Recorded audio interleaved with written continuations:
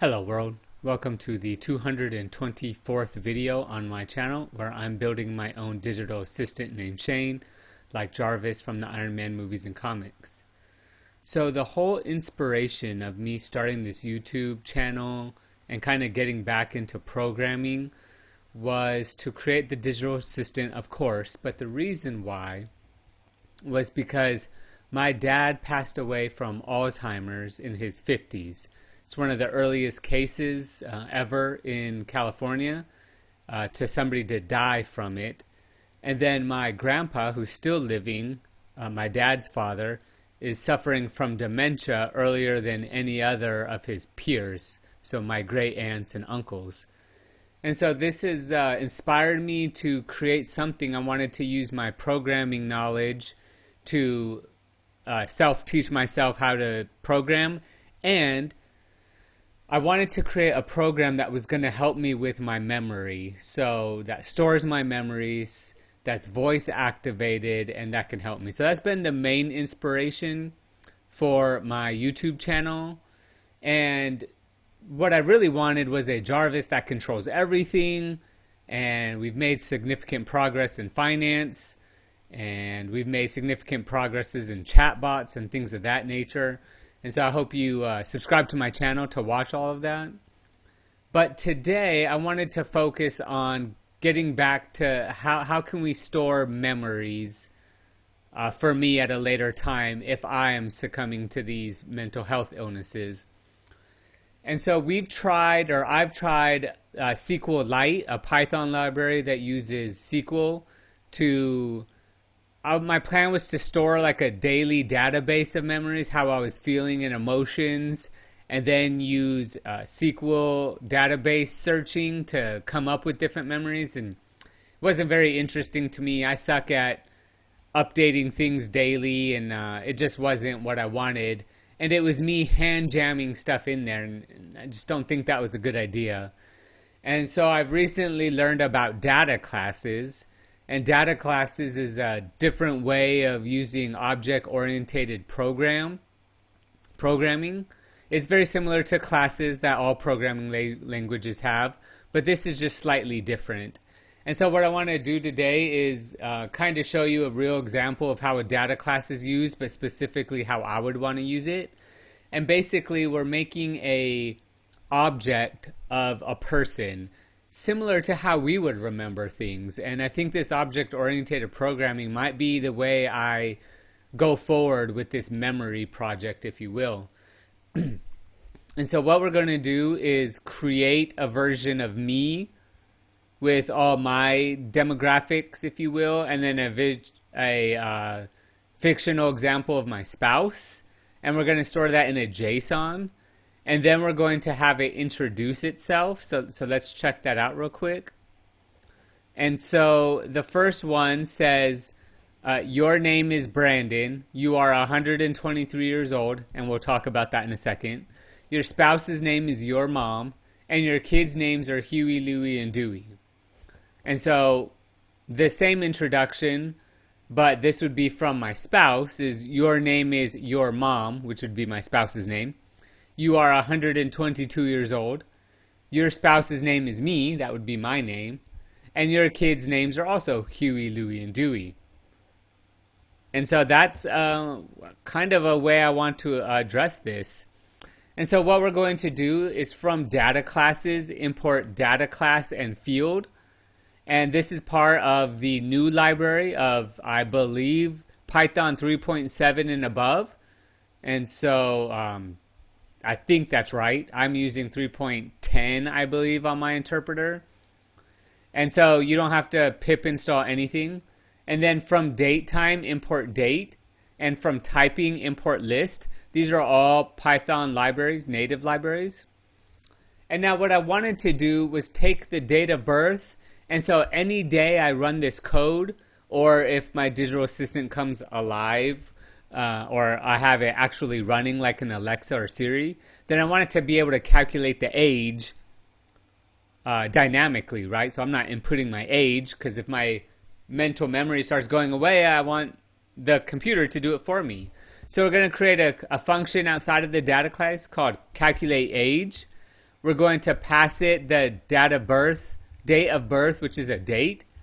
And then we're going to make it an integer. Then we're going to take today's date, today, the date of whatever I run this program, equals date.today. Then the age will be today.year minus my date of birth.year minus today.month and today.day is less than the date of birth.month and date of birth.day. Then we're going to return the age. This is how we get the years old. Okay? So this is a normal function that has nothing to do with data classes.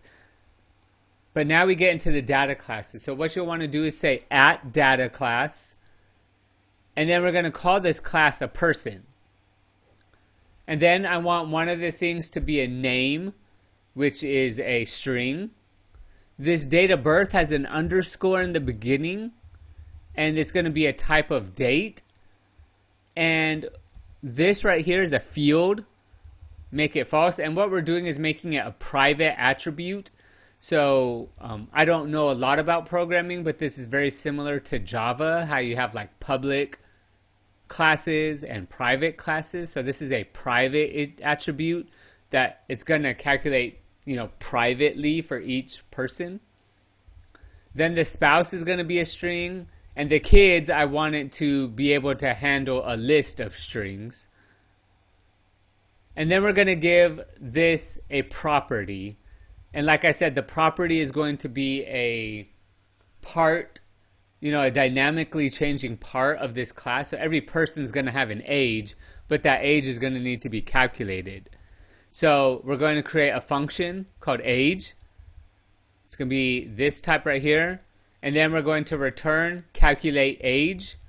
And we're going to pass it this date of birth. What is that date of birth? It is this. The date will be from the JSON, which I'll show you shortly. And then it's going to come up here to calculate age. All right, so this is kind of intermediate programming if you're not familiar with object-oriented programming. And then we have a function called introduce yourself.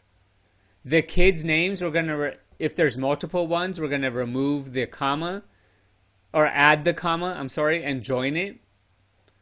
And then it's going to say what you read down here, your name, this is an F formatted string. Your name is self.name, which is up here. And I'll show you where that is in the JSON. You are this age years old. Your spouse's name is this spouse's name. And then your kids' names are kids' names. And the kids' names is just a variable of a list. And so now I can create a JSON or a dictionary format of each person I want to create a person object of. So we'll start off with me. My name is Brandon. This is a dictionary. My date of birth, I'm going to keep it a secret, but just a random date, is 1900, November 12th. My spouse's name is your mom, and my kids' names are Huey, Louie, and Dewey. So I'll show you what that is in a second, but all we're doing is creating these. The name is indeed a string. The date of birth will be a date here, but then it uses it to calculate the age, which is what we're doing. Then the spouse is a string, and then the kids are a string as well. And so we're joining each one of these names, so that way when you pass it to a string like this, it's not in brackets, right? I'm not passing the string, I'm not passing the list, I'm passing just the strings joined by commas. Same thing with my spouse. So my spouse's fictional name is your mom.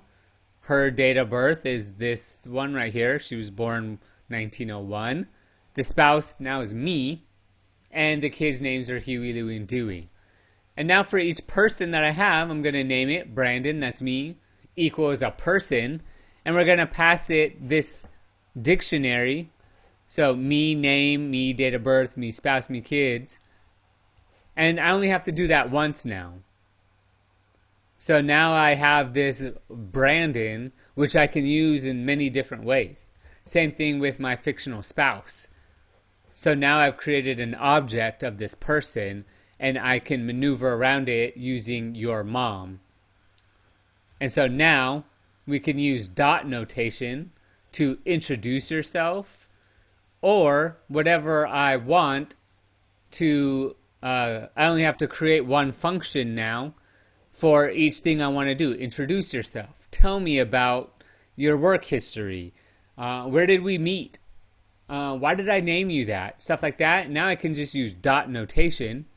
So we can do print Brandon, which is now the object, dot, and then soon we're going to have a bunch of functions here where it can do different things. And I don't have to pass it a bunch of variables anymore. I can just tell it to introduce itself.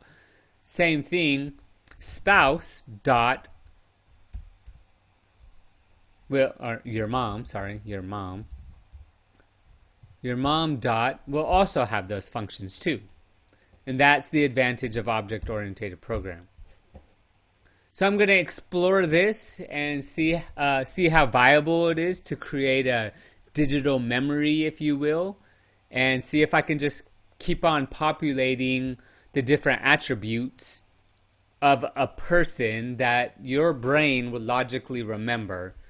And so the best thing about this is if you ever meet me and tell me your name, it will take me about 2 months to remember your name, and I won't have to worry about this with this computer program.